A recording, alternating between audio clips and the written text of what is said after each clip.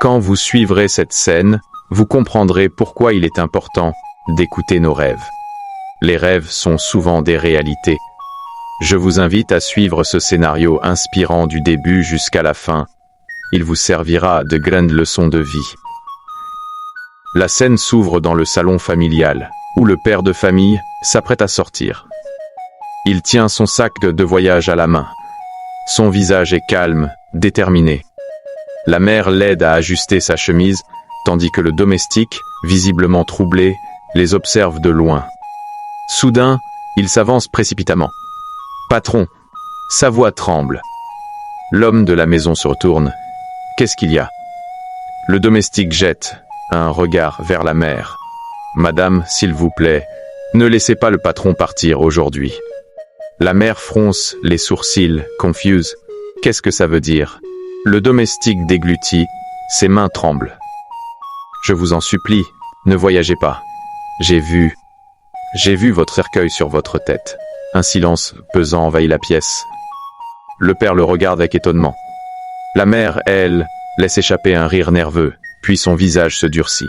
« Parce que si vous prenez cette route, cela pourrait être votre dernière... » « Tais-toi, coupe la mère d'un ton sec. »« Dernière quoi ? Qu'est-ce qui ne va pas chez toi ?»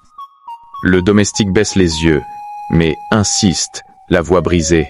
« Si vous saviez, madame, c'est alors que leur fille intervient. »« Maman, vous ne prenez pas ma parole au sérieux, mais l'autre jour, j'ai fait un rêve. Papa était parti en voyage, et il est mort. » La mère lève les mains au ciel, exaspérée. « Arrête ces bêtises. Ce n'était qu'un rêve. » Le père, plus calme, pose une main rassurante sur l'épaule de sa fille. « Calme-toi, ma fille. Je pars juste travailler. Je reviendrai bientôt. » Mais le domestique secoue la tête, les larmes aux yeux.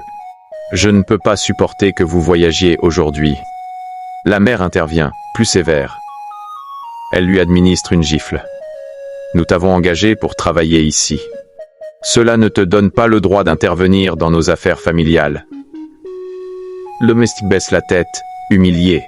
« Je suis désolé, madame, mais si vous aimez votre mari, retenez-le aujourd'hui. » Le père prend doucement son sac. « Donne-moi mon sac, » dit-il à sa fille. « Je vous verrai bientôt. » Il embrasse sa femme sur le front. Elle essaie de sourire malgré l'inquiétude qui commence à l'envahir. « Appelle-moi quand tu arrives, » dit-elle doucement. « Ne t'inquiète pas, je reviendrai, » répondit-il avec assurance. La porte se referme derrière lui. « Oui. » La mère se tourne brusquement vers le domestique, les yeux remplis de colère. « Pourquoi dirais-tu une chose pareille sur mon mari? Veux-tu porter malheur à cette maison ?» Il recule d'un pas. « Je voulais seulement le protéger. Sors d'ici, » dit-elle. « Je ne veux plus voir ton visage. » À cet instant précis, le téléphone sonne. Le son retentit dans la maison comme un mauvais présage. La mère décroche. « Oui, je suis Madame Ferraking. »« Quoi ?» Son visage pâlit. Ses mains commencent à trembler. « Jésus, mon mari. » Sa voix se brise. Le téléphone glisse presque de ses doigts. « Ton père, il a eu un accident. Il est dans le coma, » dit-elle d'une voix brisée. La mère s'effondre sur le canapé. En larmes, sa fille à genoux à ses côtés, pleurant à chaudes larmes. Il vient à peine de quitter la maison, le domestique reste figé, choqué. Son rêve venait de se réaliser. « Madame, » dit-il doucement, il s'approche sans reproche ni colère. « Ne perdez pas espoir. Le Dieu que nous servons est un Dieu de seconde chance. » La mère pleure sans retenue, frappant doucement sa poitrine de douleur. Le domestique lève les mains vers le ciel, les yeux fermés, la voix remplie de foi. « Seigneur, toi qui donnes une seconde chance, ramène-le à la vie.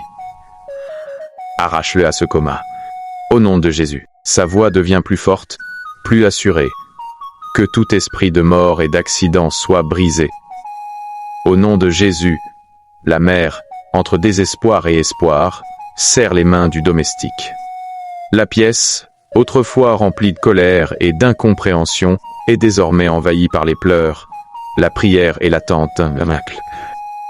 Merci d'avoir suivi cette vidéo jusqu'à la fin. Nous vous reviendrons prochainement avec une autre vidéo à caractère éducatif. Abonne-toi, like, partage cette vidéo pour avoir la partie 2. Mets en commentaire partie 2.